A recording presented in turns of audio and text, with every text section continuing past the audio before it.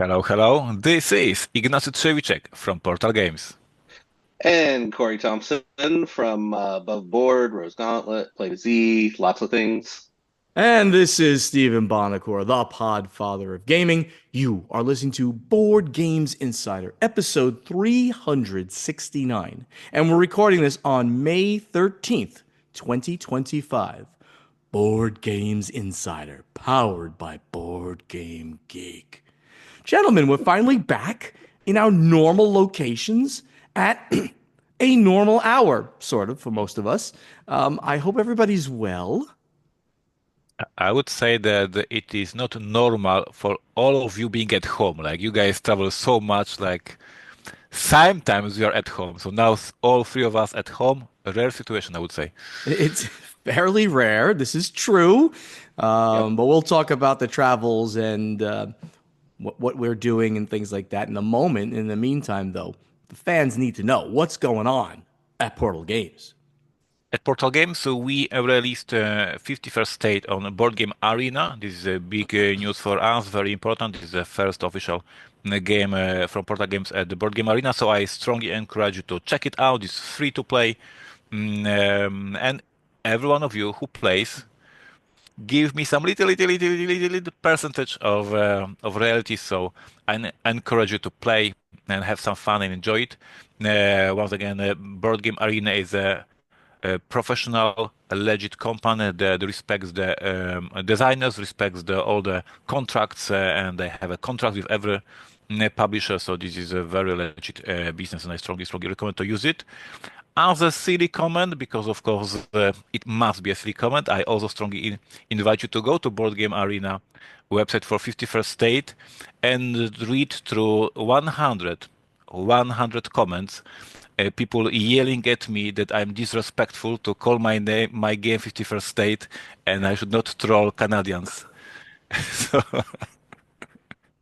yeah. That's okay. So the guy who's been talking about that for 4 months, he's not disrespectful, but you, Ignacy, are disrespectful. There is like Oh a my God. serious argument. People are yelling at each other, yelling at me, and calling me names, and basically this is ridiculous.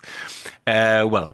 Just for all who don't know, I designed this game in 2010. You should 2010. have thought about this Yeah. 15 years ago. How did you My not fault. I know have, that Donald Trump would be president twice in two different time frames and that he would start annoying our neighbor to the north? So Oh, this is fun. awesome. Our game Age of Galaxy is preparing to land on the boat. I guess we will discuss in a new section about the tariffs dropping down. So as everyone expect now in the ports, a lot of movement because now everybody wants to ship games. So we will see if my little print run will made it to the container. We will see. I will report on this next week.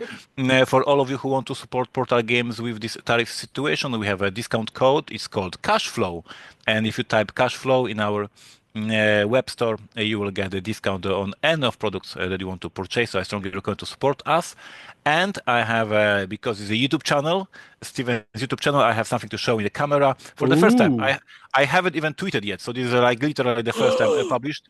Neuroshima Battle, I just received a sample from the manufacturer. It's still in shrink. I haven't even opened it yet. I will open it and then tweet about it. So this is the game that we are releasing this summer. This is one of the two products for Neuroshima Hex because we are celebrating 20 years of Neuroshima Hex this year. Neuroshima Hex Battle is like an introduction or intro box, cheap price, great production, two armies inside. I will open it later and post on social media. But this is the first time I'm showing it. Very, very proud of it. So basically, one game very, very soon, hopefully on the ship to reach Gen Con. One game, I have a sample. I just need to confirm everything is super, and we will put it on the ship as well. It is printed in Europe, Hiroshima Battle. And you can play for free my game. And if you're playing my game for free, you can go to the comments and tell the people that I'm not the bad guy in this story. Oh, I gotta go there and make fun of people. Not a bad That's guy for this reason. yeah, Yes. bad for Yes, of many course. other reasons, but not to this one. Corey, what's going on, man? Oh, it's been slow. So travel's Slow. been down. I've been home. I've been head down at the computer working on a whole bunch of stuff. There's not too much going on. No big travel in the near horizon. I'm getting ready for a group to come to the house in Napa Valley. Rose Gauntlet is coming for a retreat for the weekend. They're coming in a couple days. That's going to be really fun. I love those guys. Then after that, I've got a design and development group coming to the house to work on a whole bunch of prototypes. And then coming up is RageCon in Reno. Really a nice convention. If you're in the area or can make it to Reno, it's got a lot of space, really has a lot of designers, a good prototype community. It's a fantastic game playing convention. And then good friend Daryl Andrews is going to be staying with me for a good chunk of the month of July, and we're going to do some fun stuff then. So basically, I've gone from traveling a whole bunch to hosting a whole bunch. So I'm going to be home, but there's going to be a lot of people in and out visiting, and I'm looking forward to it. It'll be really fun. And you're going to be going to Gen Con, though, right? I assume you're going to, with Daryl, show up at Gen Con, I, right? Gen Con's beginning of Gen Con is in August, August. Come on. so yeah, Yeah, that's a well, but I long mean, ways no, no, away. no, no. What I'm saying is you're going to be with Daryl for the whole month of July. So I assume you guys will both kind of go together and show up at Gen Con. Am I not? Am I I? think so. I'm not Okay. sure exactly what the plans are All for right. Gen Con. I'm going Okay. Oh, that's for a the lot of reasons, but I'm important. going. Yeah. But yeah, we'll see. We'll see. All right. All right. There you go. All right. Over here at the Podfather of Gaming, yeah, the epic travel is done. Finally, 35 days away from home is crazy. I got home and I was like, this is a nice place. Maybe I should live here for a while, and it was great. And I hope some of you enjoyed the postings I did on my main timeline on Facebook. I documented it as best I could do and still have time to do other things on the ship. But I literally was doing it as much for me as for anybody else. Paula said we got to make sure we remember like was this picture taken? What were we doing at this location? So it's all up there, and I tried to make the pictures like less than the number I took, right? I must have taken 200 photos in every one of the ports. So we ended up slimming it down to like 20 to 30 photos and putting it up for each port. And I think it came out well. You could check that out on my Facebook page. One of the cool things I was able to do is to play War of the Ring 4-player on the cruise. It was great against it was David and Tom. Tom being also an enthusiast of the game, and Matthew against Matthew and I, and we did win as the Free Peoples. It was great. We had a great time doing that. And the game I played the most by far was Tishu. How about that? I'm just becoming a fanatic of this game, really just enjoying it and having a great time with it. So that's where the gaming was on the cruise ship. On the Play to Z side, and we're going to talk about obviously production and game flow and stuff like that during the event deck news. But we had a board meeting last night, and we are moving forward with production of our games now that tariffs have subsided a little bit. So we've got 3 games that literally were ready to hit the print button, 4 if you include a reprint. Soothsayers, Twisted Trumpets, and Xenology. And then 23 Knives sold out, like right out of the gate, sold out. I mean, it wasn't the most large print run, but it's sold out and it's going to reprint. So we're having Congrats. a more favorable outlook to what's going on in the industry, especially regarding tariffs. But now let's talk about some of that kind of stuff in the event deck. So, Ignacy, you put something here a few weeks ago, a couple of weeks ago, but since you weren't here, we wanted to wait until you were around to talk about this. And what is this piece of news slash investigative journalism that you did? Yeah, there was a lot of talk on social media. The whole point of the tariffs strategy is to bring production to US. And of course, fans were discussing if this is possible, that if there is a facilities in the America. And there were some examples that yes, you guys have like one or two facilities that can produce board games. So I decided that I'll check it, and I did some investigation, and I reached one of these manufacturers. I don't want to call it a name because they were not informed that I'm doing that. So it was like just being as a pretending they're my customer.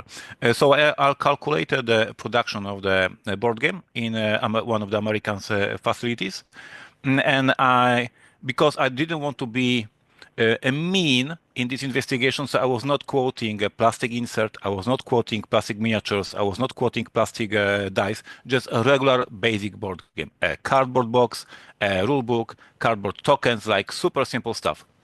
As we mentioned, the plastic only in China. But I said, let's say I'm trying to create a regular basic board game.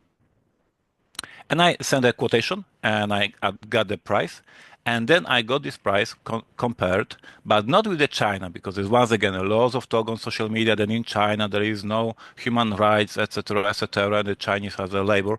So I compared it with the quotation from the European manufacturer that has everything, well produced and high quality and well paid salaries for the employees, etc., etc. So I'm comparing a regular cardboard board game with not China, but with the European. And the prices are $3.5 for this game in Europe, $8.9 in America. So guys, I'm not comparing it with the China. I'm comparing with the European, which has regular salaries, regular safety, etc., etc.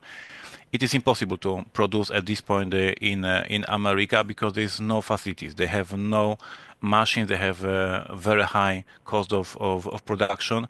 And with the whole respect for all of you who are talking on social media that yes, this is great, let's move production to the America. You are not ready for that yet.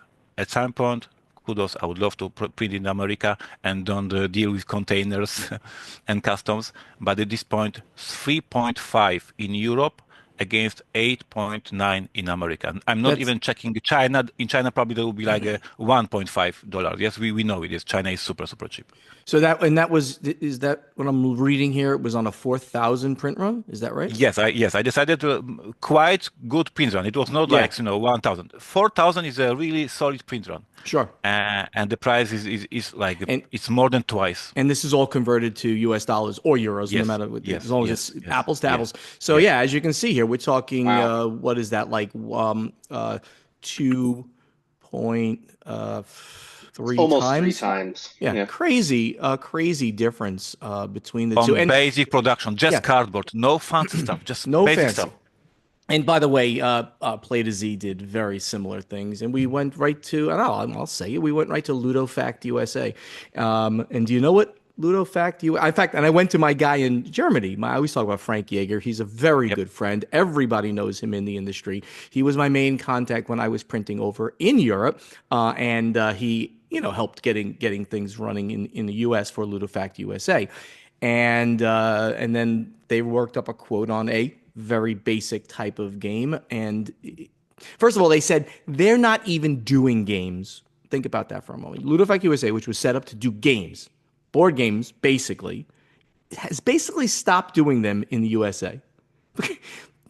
They now produce puzzles. That's their main business. Puzzles.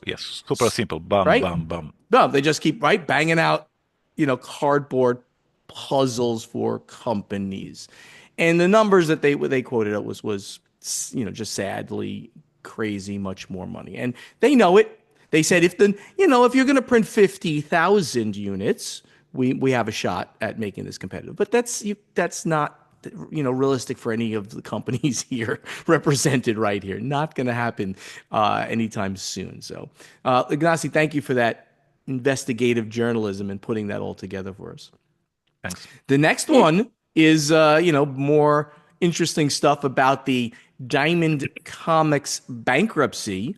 And ICV2 is reporting that the net worth of the Diamond Comics group, right, which includes Alliance game distributors, has declined $2 million over the last 2 months. And this literally came out today on their site. The net worth of Diamond Comics distributors has declined over $2 million in the last 2 months, according to operating reports filed with the court. The operating reports were filed late after the bankruptcy trustee filed a motion last month asking the judge to convert the case from Chapter 11 reorganization to Chapter 7 liquidation, citing Diamond's failure to submit the monthly operating reports required for its filing.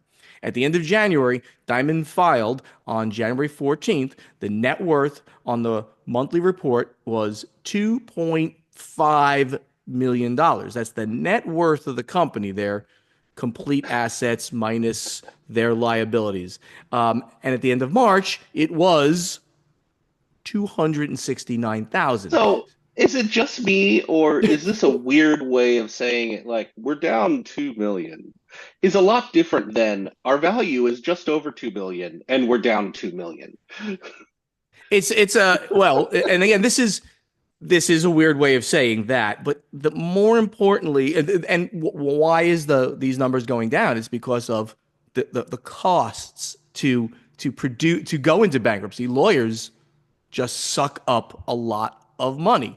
And the last line of this is the scary part.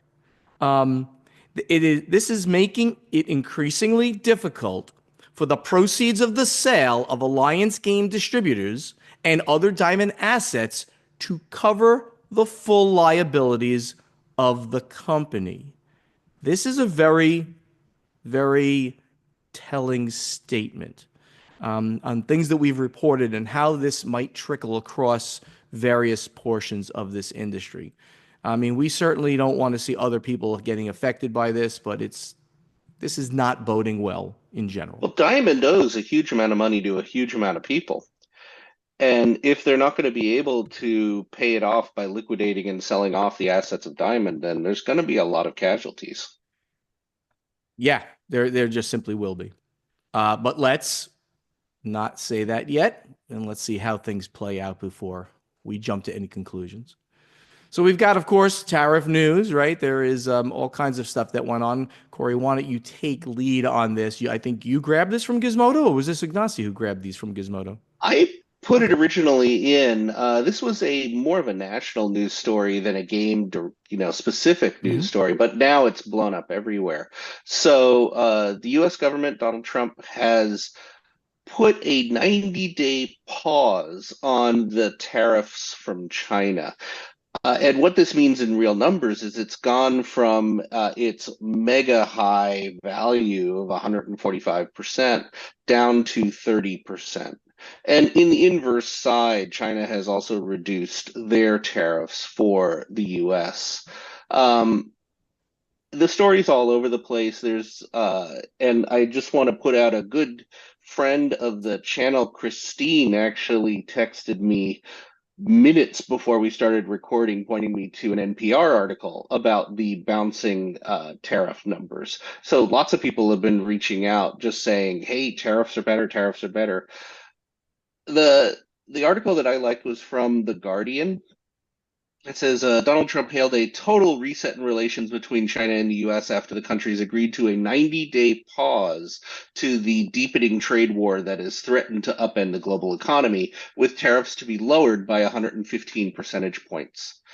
The part that I find a little interesting and a little worrisome, a lot of people are talking about de minimis at this point. Yep. There used to be a rule that if you had an order coming in from China that was under a certain amount of money, and it was $800, it was a teeny little order, they would not impose a tariff on it. But a lot of game designers and game publishers recently have been charged their tariff on single review copies of games or single white copies of games, the new copy just as a test run. So the de minimis was gone. There's talk in this Guardian article that there's going to be some exceptions to this lowered tariff, and it sounds like the de minimis is still going to be in place with 120% tax being placed on small orders under $800. And other weird little exceptions. There might be a minimum of $100 fee for small packages coming through from China, and in June that fee is supposed to increase to $200. So a little bit of plus, a little bit of minus, a little bit of details that are just crazy. Yeah, I'm surprised. I it doesn't make sense that what's known as a commercial sample, right? Something that you get from China, get from anywhere that is being shipped for you to look at this is going to be tariffed. That doesn't make sense. So Like I don't this. like This that. is Like sample. perfect example. That thing that Ignacy's holding, this Yeah. Neuroshima Hex battle game, is a commercial sample. If he bought it in China, or right, he paid for it, and it was coming to him, then he would technically be tariffed under the no longer de minimis rules if you were in the United States, that is. But it shouldn't be tariffed. So I don't know if that makes any sense. If you've seen it, maybe it will, maybe it won't. But Well, that's we've had a interesting. number of reports from reviewers online that they're being charged for single review copies that are coming across from Yeah, China. We're just seeing it over and yeah. over That's online. also, and it's also weird because what's the value of a review copy when you don't buy it? Sounds like zero to me. I mean, when if somebody sends me a gift, isn't that is or something like that, But the, or the person not the person gift? who ships must put the value of the Yeah, package in that's case the right. package is lost. Yeah, that's right. Yeah, I agree. As I said it, I know gifts are subject. Yeah, but the Yeah. commercial sample thing, I would consider a review copy commercial sample. But it's interesting that So a this is potentially quick part of it. quote from Gizmodo, talking again about the decrease in the tariff from 145 to 30%. But then they went on, excluded from this deal, however, are Chinese shipments worth less than $800, which will be taxed at a rate of 120% or a flat rate of $100 per postal item. Starting on June 1st, the $100 fee will double to $200. So there's something really funny going on with the de minimis. That literally makes no sense. So I'm getting an item that's, I'm just making up a number, 20. It's worth $20 coming into me. I'm going to be charged $200, 10 times the number. That that's a you know 1,000% tariff. Well, we I know for don't get sure it. that the de minimis rules were removed, and this was a week ago. And Yep. reviewers, started getting charged. So now this is more details that the tariffs have gone down, but the de minimis is now crazy. Wow. Okay. Well, definitely more going to be coming out on that. So we have Yeah, another. because it Yep. for just to, Yep. one sentence, just to give perception. So sometimes creators ship the games to hub in North America and then using, for instance, QML ship to the backers. Sometimes, like for instance, with Robinson Crusoe, we had a huge delay. Backers were rightly so very angry at us, and we decided to not ship the whole container of Robinson Crusoe to QML, but we shipped from the hub in Europe parcels to each backer. Each single backer was shipped from here. So that will be additional $200, I guess, in this new world because it was It's Maybe. the only thing we can really say is it's still chaotic. I'm that's glad for sure. that I'm glad That's that there's easy a reporting these pause in the days. tariffs, but it's still totally chaotic. It sounds like it would be if this really goes into place, but that is chaotic, and who knows? I guess the answer at the moment is who knows. All right.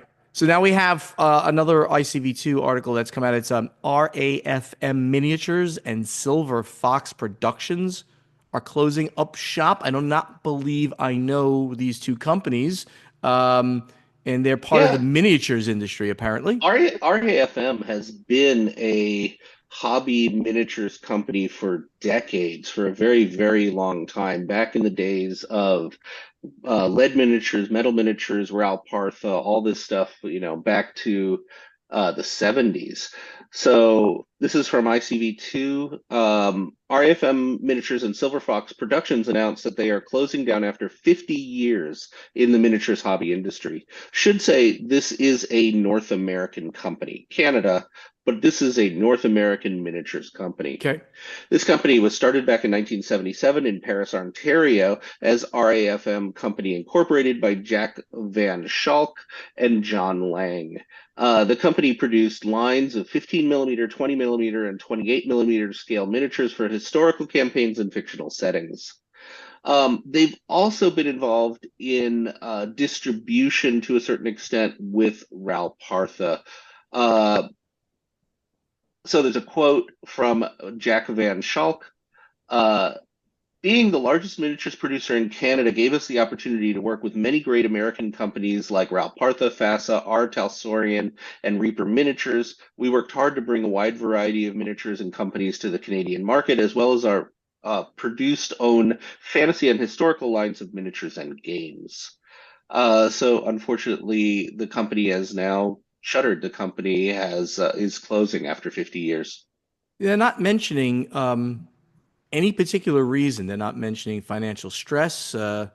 It's interesting that they're just saying, "Up, well, it's been a great run.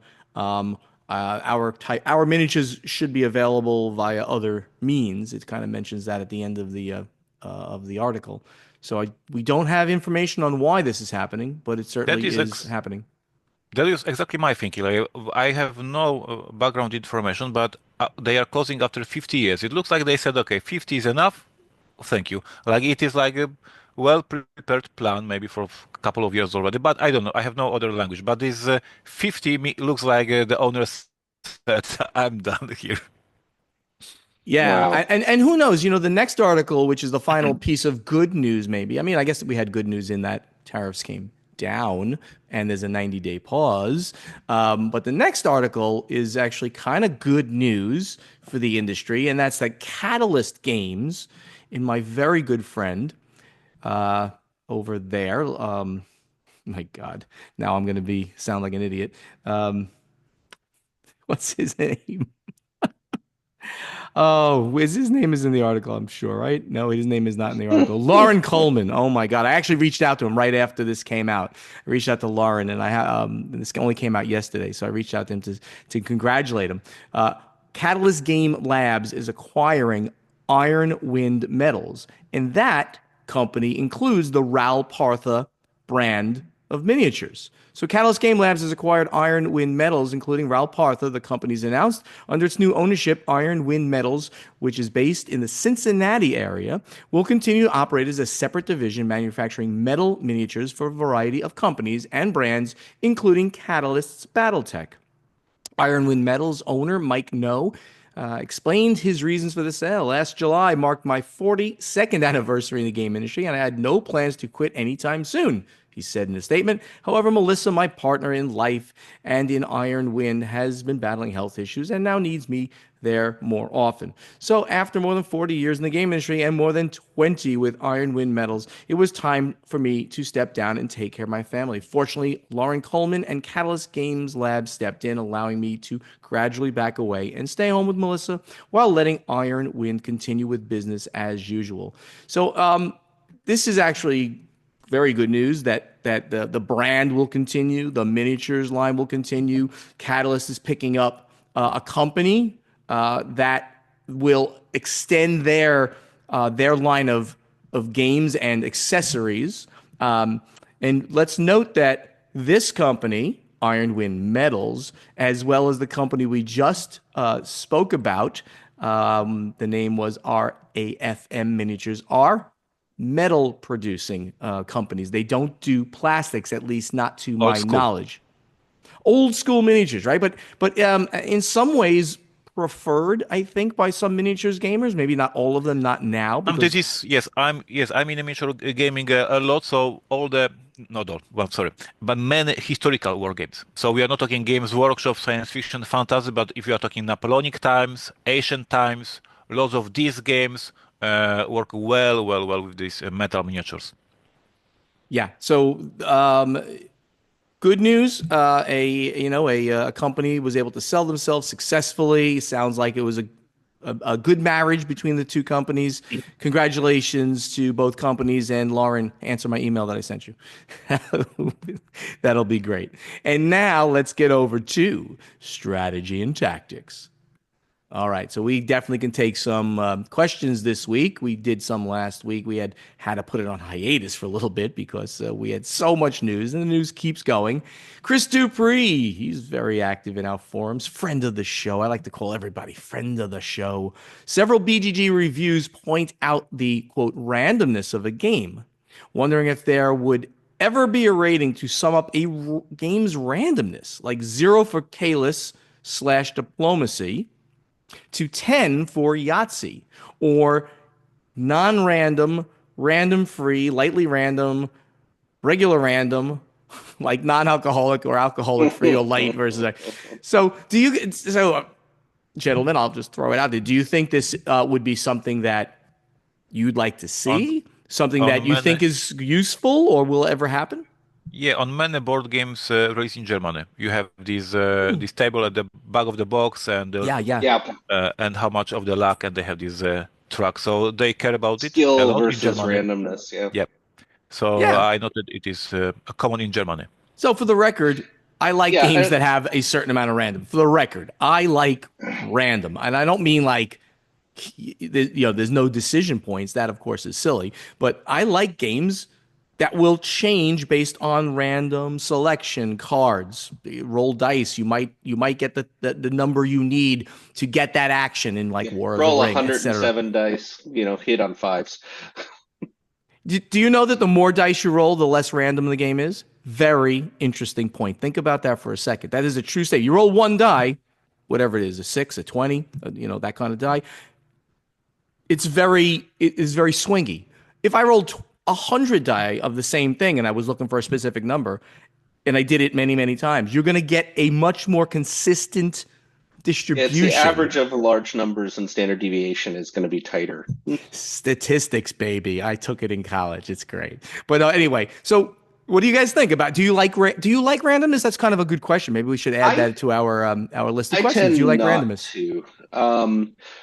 The problem I have with a lot of the classically called Amerithrash games is that often it doesn't matter what I do. At the very end, it'll come down to a die roll, and I'll either win or I'll lose. And I don't like that feeling. Okay, Ignacy? Yeah. For me, obviously, I like smart random elements in the games. All of my games, or most of my games, have a random element.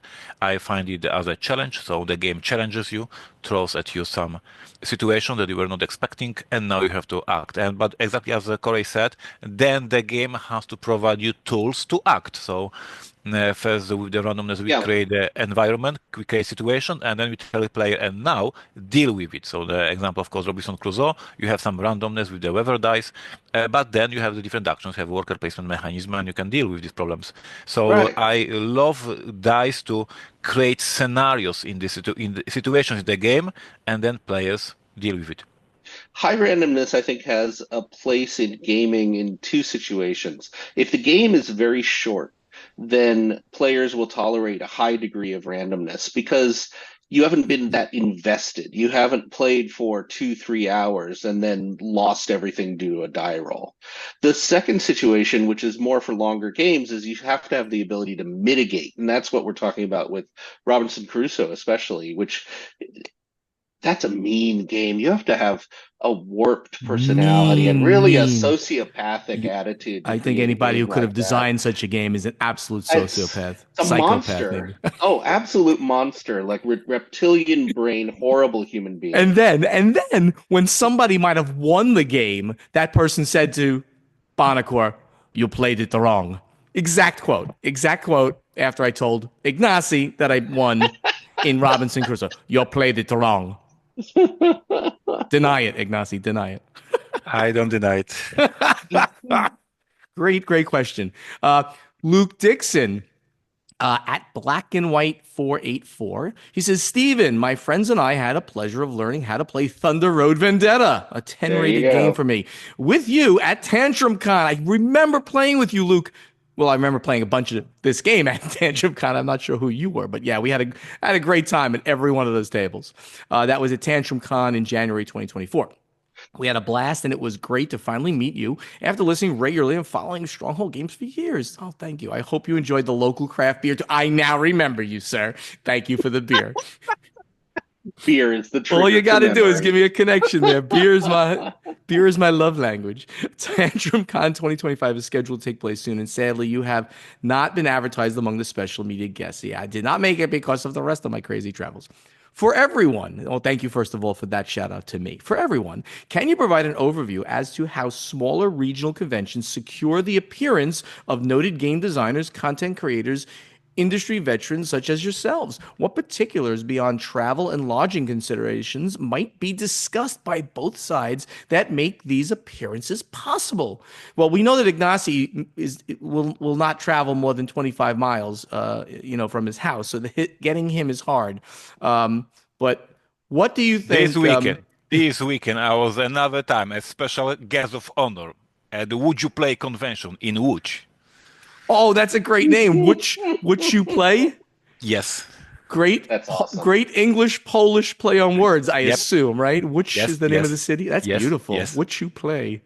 Um, so yeah, I mean, anybody want to take that? It's actually a fairly, I mean, for me, it's It's yes for me, of course, because I love to talk. For me, I have to have a spotlight situation, either to give a seminar, even to have a demo with the designer.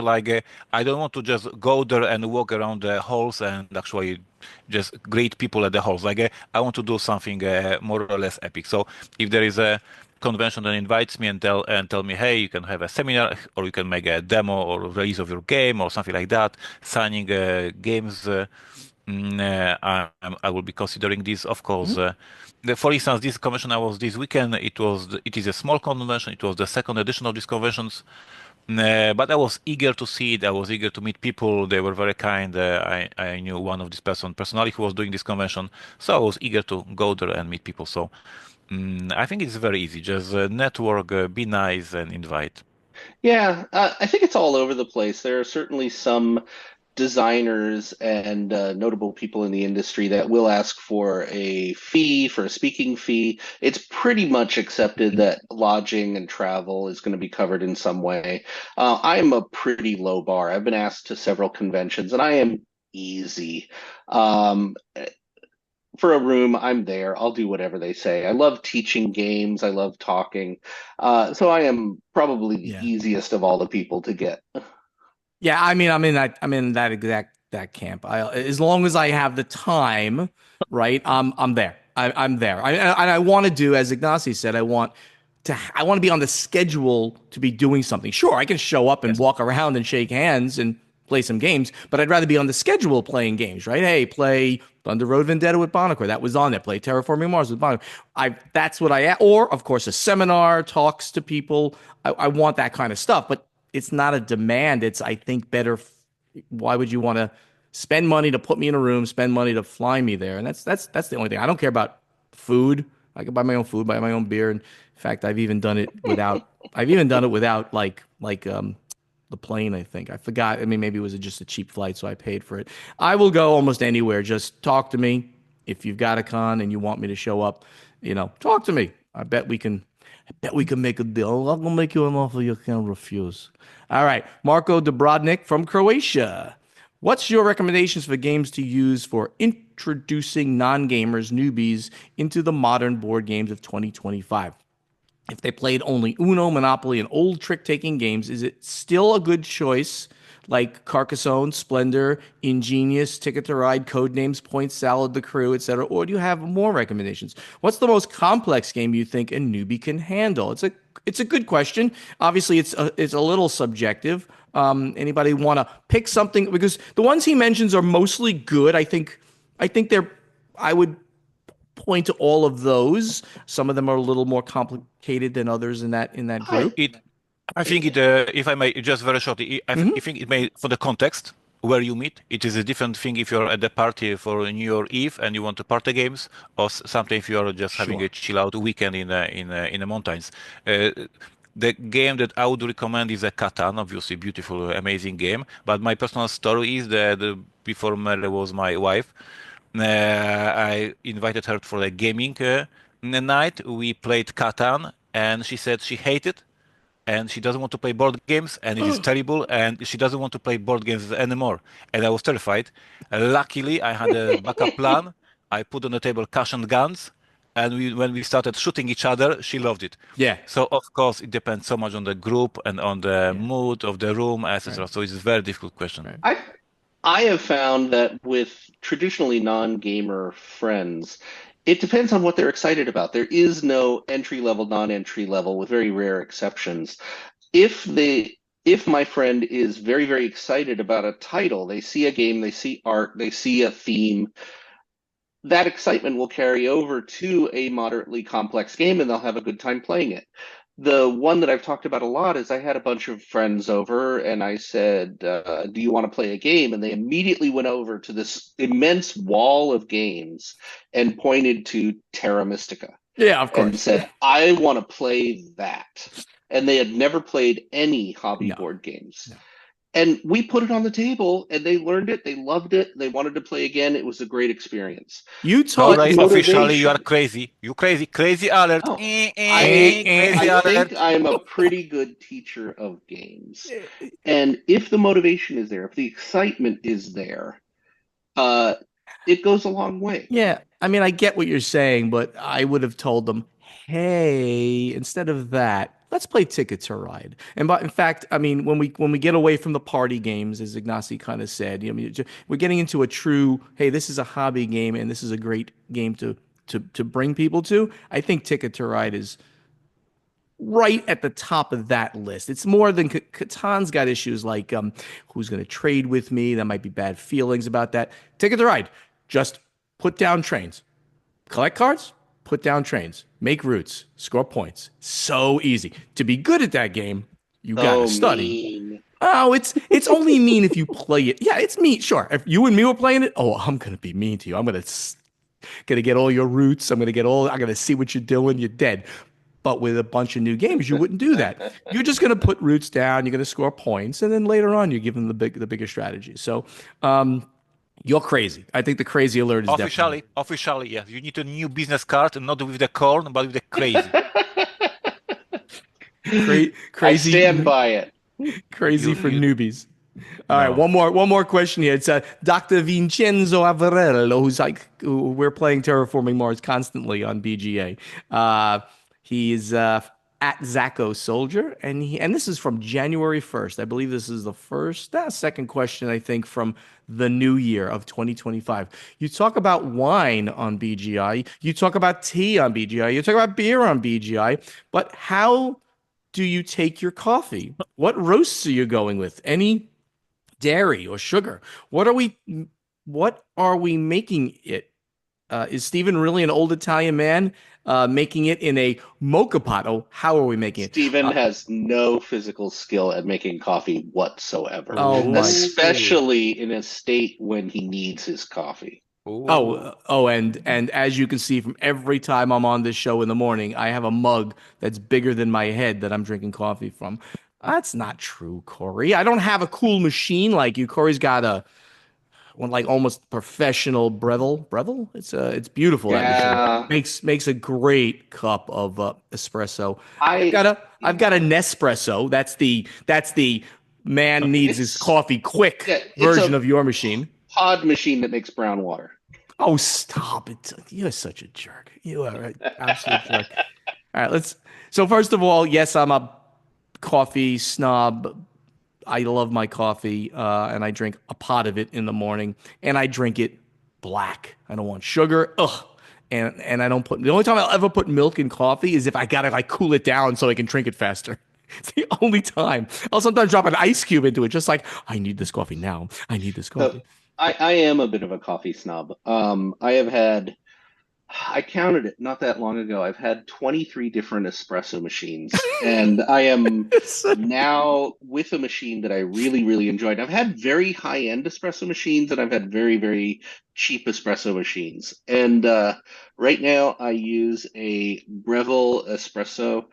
Uh, Express, it's called, and I like it very much. The balance of ease of use with quality of coffee is excellent. I But usually go for fresh single varietal coffee beans to of a medium to dark roast. My current favorite is Arabian Mocha Java as an espresso, and I will tend to make either an Americano or a latte.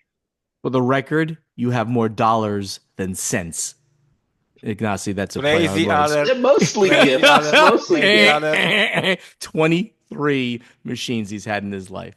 Well, my father is an incredible espresso snob user. It used to be his contingent. If he was being wined and dined by a company to go work for another company, he wouldn't go unless they had a plumbed in professional espresso machine in his office. Oh my God. Ignacy, tell us how you take your tea. I know you don't drink coffee. How do you take your tea? I'm not a snob. I just drink a regular black tea with sugar. I'm a simple kid. No milk. No So milk. not the British way. Sometimes, but All not right. the choice. Very, very cool.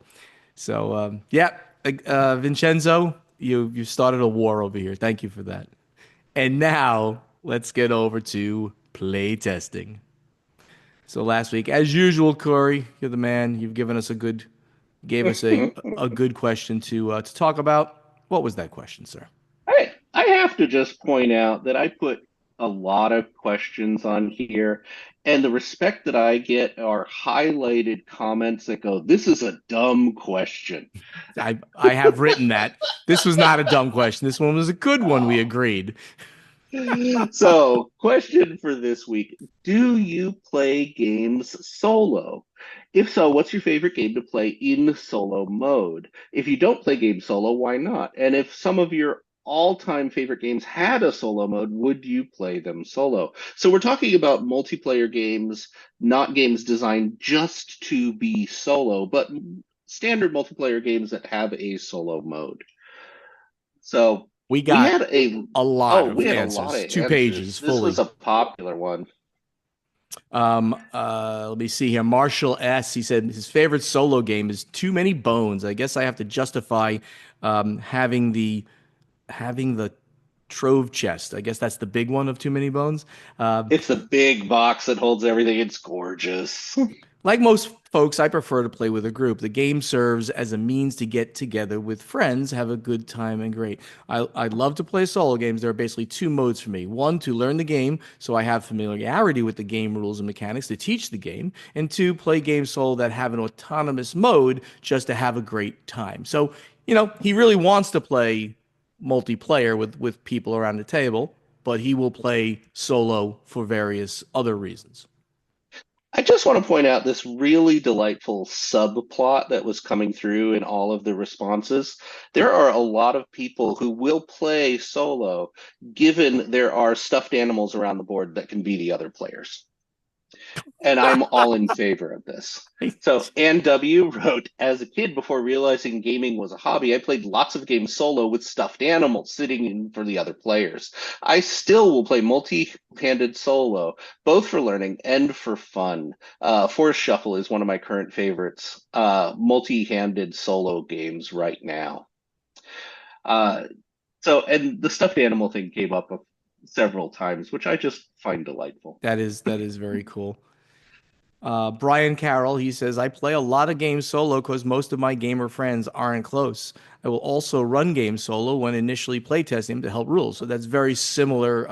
That's at least somewhat similar to the last one that I read. And his faves depend on how much time he has. Zaya, Legends of a Drift System, Final Girl, Fantastic Factories, Return to Dark Tower, and Terraforming Mars if I have the time, and Deep Space D6, Pocket Landship, and the Tin series if I'm short on time. I'm not very familiar with some of those games.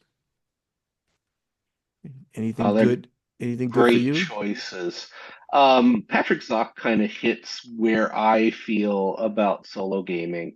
Patrick writes, if I'm playing solo, my preferred medium is video games. I much prefer playing board games as a social activity with others. It is the optimal experience for me. I've played some solo modes in board games. My beef with solo modes is that it is often a different game completely, requires a lot of game state management, or relies on unrewarding end game win goals, such as beat your last score. Nah, I just want to beat the game. He went on to say Legacy of You, one of his favorite solo game experiences, but then again, it was designed to be played solo.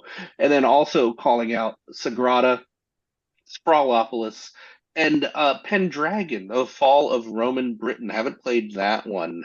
He said that he bought it because I love the theme and wanted to have a hardcore coin game in my collection. It was very difficult to learn and play with multiple players. Solo, it was even more difficult because I would only rely on one brain to figure out the game instead of a collective intelligence of the other players at the table. Yeah, coin games are very, very crazy because they always have to have all the factions at the table. So when there is a solo, there is the whole flow chart how non-player character will act. So if you're playing solo coin game for 4 players, that means you have 3 flow charts to manage. So it is really, really crazy. But yes, Wow. people love it. People play that way Yep. as well. And I respect that. Yep. I agree with what was said here that it is a different experience, and I would not even say that not in only intensity of the rules, like some bots, some changes of the rules, but even the experience. We are much more focused. We are much more not caring about the downtime. You have your maybe tea, you have maybe your some music. You are of course not doing any social interaction because you're alone, and it is different experience. It is not the worse, it is not the better, it is different experience. So we are using the same Yeah. components, a board game, but you're getting from the same components something completely different. And I respect that. I play solo games as well, not very often, but I do.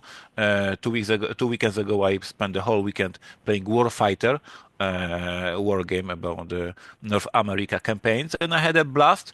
But it is completely different experience than playing a war game with my friends here when we play.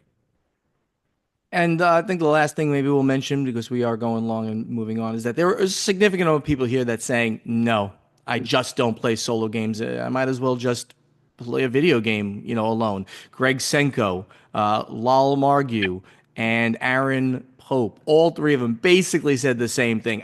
No, I just don't do that. My biggest enjoyment with games is the social aspect, getting together and Yeah. playing them. And if I'm gonna play that, if I'm gonna play a solo game, I might as well just grab my computer and play a game, either a true video game or an A electronic whole bunch version. of people saying video game for solo, board game for multiplayer. Yep. I really like the comment thrown in by Jay Atkisson, who said regarding this video game for solo, he wrote, except when you work in front of a computer screen for 50 plus hours a week. It's nice to get away. Plus, the tactile feel of cards, pieces, and minis provides a different experience. And I'm with that. I I enjoy they talked about the fiddliness and the moving of the pieces in a solo game. That actually makes it more enjoyable for me, having lots of physical things to move around. I also would like to say that this is different experience. Like saying that you're not playing solo because you can play a video game. This is different hobby. This is different experience, and Yeah.